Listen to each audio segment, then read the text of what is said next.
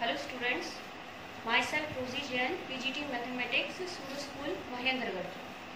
Today, I will discuss about the topic condition of coplanarity of two lines. आज हम ये पढ़ेंगे कि दो लाइंस जो है वो कॉप्लेनर कब होती हैं. किसी भी एक लाइन, किसी भी दो लाइंस के कॉप्लेनर होने के लिए आपके पास दो कंडीशन रहेंगी. फर्स्ट ऑफ ऑल कंडीशन रहेगी उनके पैरेलल होने की या उनके इंटरसेक्टिंग होने की. दो लाइंस कॉप्लेनर तब होती हैं जब वो या तो पैरेलल हो या क्या हो coplanar. Two lines are coplanar if either they are parallel और दे आर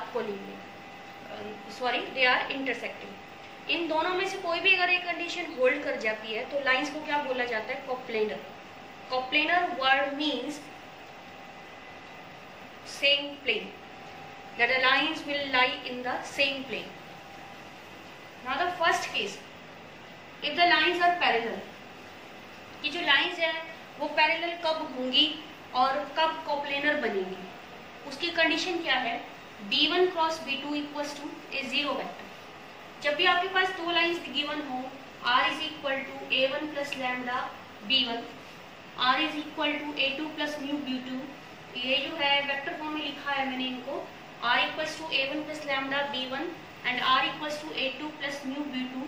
ये जो मेरी दो लाइंस हैं इनके लिए ये लाइंस जो दोनों है कॉप्लेनर कब होंगी, उसमें हम कौन सी कंडीशन डिस्कस कर रहे हैं कि जब ये क्या होंगी? पैरेलल. और ये पैरेलल कब होंगी?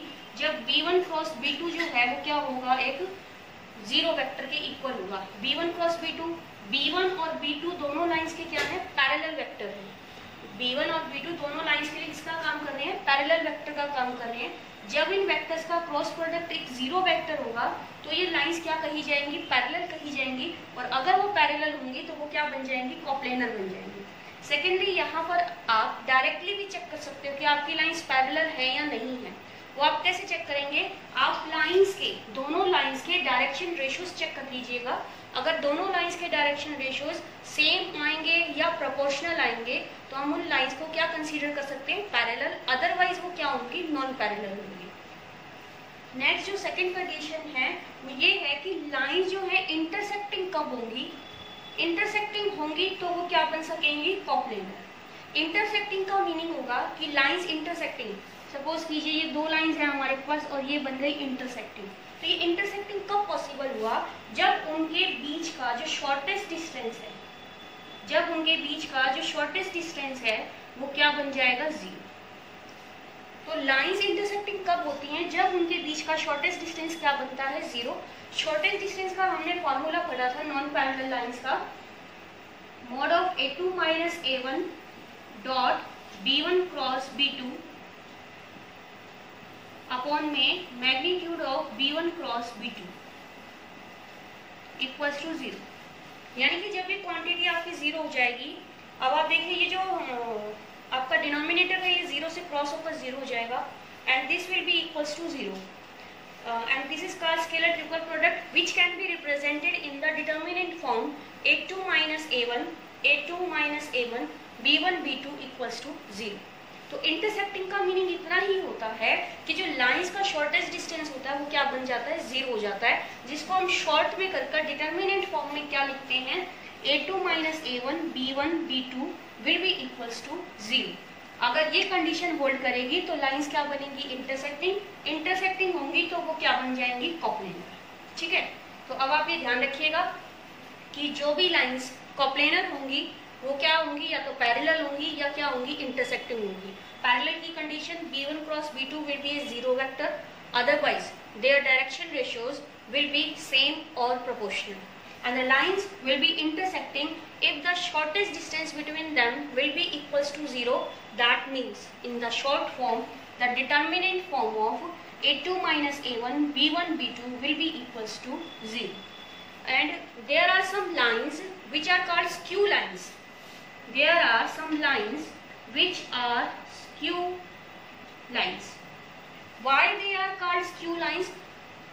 Which are not parallel and not intersecting. That lines are called skew lines. देखो जो लाइंस पैरेलल हो या इंटरसेक्टिंग हो उनका तो नाम हो जाएगा कॉप्लेनर लाइंस. और जो ना ही पैरेलल होती हैं ना ही क्या होती है इंटरसेक्टिंग होती है, जो किसी भी कैटेगरी में नहीं आई आपकी, ना पैरेलल की कैटेगरी में आएंगी ना इंटरसेक्टिंग की कैटेगरी में आएंगी, उन लाइंस को हम क्या कहेंगे, स्क्यू लाइंस कहेंगे। तो ये कंडीशन भी आप याद रखिएगा कि स्क्यू लाइंस कौन सी लाइंस है, that are neither parallel nor intersecting. ठीक है, अब हम कुछ क्वेश्चंस करेंगे इन कंडीशंस पर। Now we will discuss our first question. In this question, we have to determine whether the following pair of lines is coplanar or not. यहाँ हमें ये चेक करना है कि ये जो हमें लाइंस दी गई है ये कोप्लेनर हैं या नहीं है। तो कोप्लेनर लाइंस के लिए हमने क्या पढ़ा था कि वो या तो पैरेलल होनी चाहिए या क्या होनी चाहिए, इंटरसेक्टिंग होनी चाहिए। तो पैरेलल के लिए मैंने आपको एक शॉर्ट मेथड भी बताया था कि आप डायरेक्शन रेशियोज चेक कर सकते हैं लाइंस के। यहाँ पर देखिए आपका जो फर्स्ट लाइन का डायरेक्शन रेशियोज है वो है बेटा 2, 0 and 1 and the direction ratios of line second are 1, 1, -1। अब ये जो डायरेक्शन रेशियोज हैं ये ना तो इक्वल हैं और ना ही प्रोपोर्शनल हैं, तो इस वजह से ये लाइंस हमारे पास पैरेलल नहीं है। These lines are not parallel.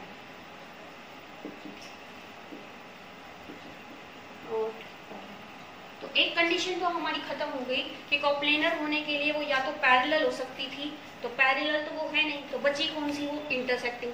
अब हम ये चेक करेंगे कि ये इंटरसेक्टिंग है या नहीं है। तो इंटरसेक्टिंग चेक करने के लिए सबसे पहले जो हमारी लाइंस हैं उनको हम कंपेयर करेंगे स्टैंडर्ड फॉर्म जो हमारी होती है लाइंस की उनसे। R = A1 + lambda B1, R = A2 + mu B2।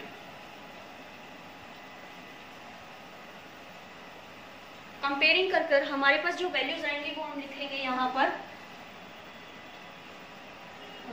A1 = I - J, B1 =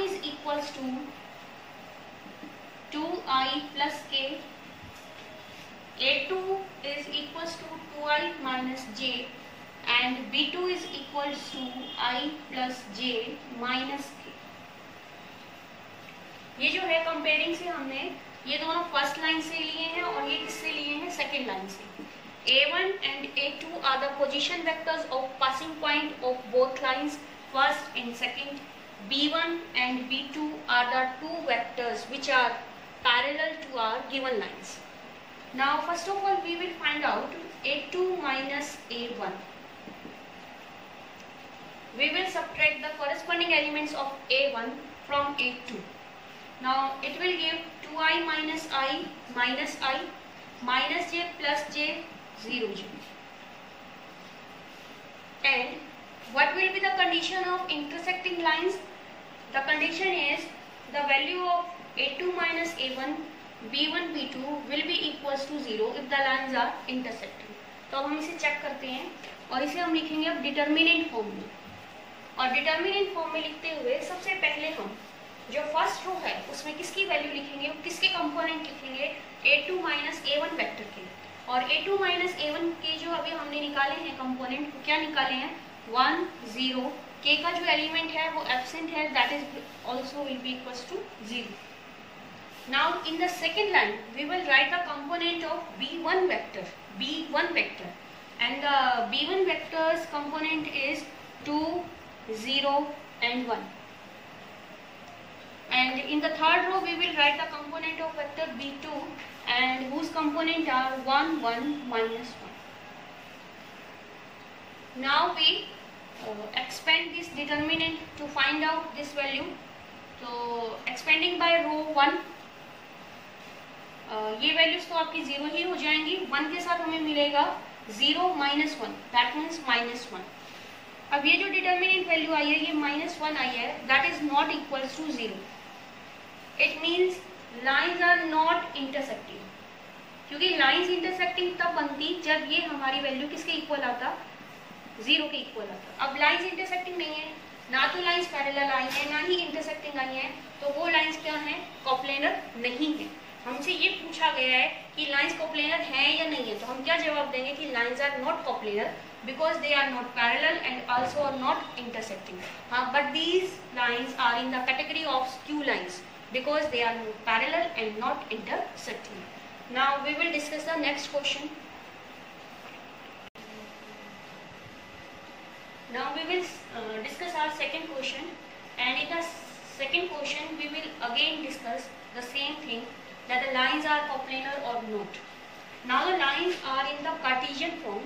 First of all, we will change into these equations in vector form, and the vector form of these lines are r equals to minus 3i plus j plus 5k plus lambda minus 3i plus j plus 5k, and the vector form of second equation is minus i plus 2j plus 5k plus mu equals to minus I plus 2j plus 5k.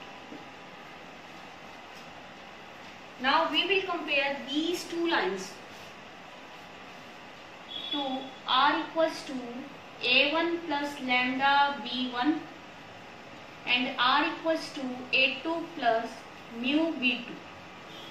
Vector form में लाने के बाद हम उसे standard form से, जो हमारी lines की स्टैंडर्ड फॉर्म है वेक्टर फॉर्म में, उनसे कंपेयर करेंगे. अब फर्स्ट लाइन से जो हमें मिलेगा पासिंग पॉइंट का position vectors, that will be a1 vector and that is equals to minus 3i plus j plus 5k, and the parallel vector b1 vector is minus 3i cap plus j plus 5k vector. And now from the second line, passing point position vector of the passing point will be minus I cap plus 2j cap plus 5k cap, and it will be the a2 vector, and the parallel vector of second line is b2 vector, which is minus I cap plus 2j cap plus 5k cap. Again we will now we check our condition. a2 minus a1 b1 b2, and its determinant form will be, first of all we will write the component of a2 minus a1 in the first row, and in the second row we will write the component of b1, and in the third row we will write the component of b2, and on expanding by row 1 we have 2 into minus 5 minus 1 into minus 15 plus 5 minus 10, that is minus 10 plus 10 equals to 0. Here we have this is equals to 0, so the lines are intersecting. Therefore the lines are intersecting, and lines are intersecting, so we will say that these lines are coplanar. Now in the next question we have to discuss that the lines intersect or not, and also find the point of their intersection. तो अब हमें इसमें ये बताना है कि lines intersecting हैं या नहीं है. अगर हैं तो उनके पॉइंट ऑफ इंटरसेक्शन क्या आएंगे. तो फर्स्ट ऑफ ऑल जब भी हमारे पास पॉइंट ऑफ इंटरसेक्शन से रिलेटेड अगर पूछा गया है क्वेश्चन को, तो आप सबसे पहले क्या करेंगे, लाइन पर एक जनरल पॉइंट्स फाइंड आउट करेंगे दोनों लाइंस पर जो भी आपको गिवन होंगी. तो उसके लिए हम क्या करेंगे, फर्स्ट लाइन को हमने लैम्डा की इक्वल ले लिया, any scalar you can take here, and the second line will be equals to mu. First line जो है वो मैंने लैम्डा की इक्वल ले ली है, और सेकंड लाइन किसके इक्वल ले ली है, म्यू के, and here we will write 1. Now first implies that x is equal to 2 lambda plus 1, y equals to 3 lambda plus 2, and z equals to 4 lambda plus 3. And second implies that x equals to 5 mu plus 4, and y equals to 2 mu plus 1, and z equals to mu. अब हमने ये scalars लेकर दोनों lines पर एक point की जो values होती हैं जनरल पॉइंट की, वो फाइंड आउट कर ली है, x y z दोनों ही लाइंस पर. तो any point, any general point on line 1 is, क्या बनेगा वो हमारा, 2 lambda plus 1, 3 lambda plus 2, 4 lambda plus 3, and any point, any journal point on line second is 5 mu plus 4, 2 mu plus 1 and mu। तो दोनों lines पर हमने एक एक जनरल पॉइंट हमारा फाइंड आउट कर लिया। अब वो कह रहे हैं कि लाइंस इंटरसेक्टिंग हैं या नहीं है। तो अगर इनको सपोज करके चलें कि लाइंस इंटरसेक्टिंग हैं, तो क्या होगा कि जो इंटरसेक्टिंग का पॉइंट होगा वो दोनों में कॉमन होगा, दोनों लाइंस के ऊपर लाइक करेगा। इंटरसेक्टिंग लाइंस अगर हैं आपके पास में, तो उनमें कम से कम एटलीस्ट एक पॉइंट ऐसा जरूर होगा जो दोनों लाइंस पर क्या होगा, कॉमन होगा। तो हम सपोज कर लेते हैं कि यही वो पॉइंट्स हैं जो दोनों लाइंस के लिए कॉमन होने का काम कर रहे हैं। कॉमन का मतलब जो इनकी कॉरेस्पॉन्डिंग वैल्यूज है कोऑर्डिनेट्स में एक्स वाई जेड की, वो क्या रहेंगी, सेम रहेंगी। तो that means 2 lambda plus 1 will be equal to 5 mu plus 4, 3 lambda plus 2 is equals to 2 mu plus 1 and 4 lambda plus 3 is equal to mu। इस तरह से हमने कॉमन पॉइंट लेकर जो एक्स वाई जेड के कोऑर्डिनेट्स थे दोनों पॉइंट्स के, वो क्या कर लिए, इक्वेट कर लिए। अब यहाँ पर आपके पास 3 इक्वेशंस बनती हैं। इन 3 इक्वेशंस में आप क्या करेंगे, एनी 2 कोई भी 2 लेकर आप लैम्डा और म्यू की वैल्यू फाइंड आउट करेंगे और उस लैम्डा और म्यू की वैल्यू को रिमेनिंग थर्ड के अंदर पुट करेंगे। अगर वो रिमेनिंग थर्ड हमारी उन वैल्यू से सेटिस्फाई हो गई तो आपकी ये लाइंस क्या बन जाएंगी, इंटरसेक्टिंग। और अगर वो सेटिस्फाई नहीं होती तो लाइंस क्या होंगी, नॉट इंटरसेक्टिंग। तो फर्स्ट ऑफ ऑल हम इसको सोल्व करते हैं ताकि हम लैम्डा और म्यू फाइंड आउट कर सकें।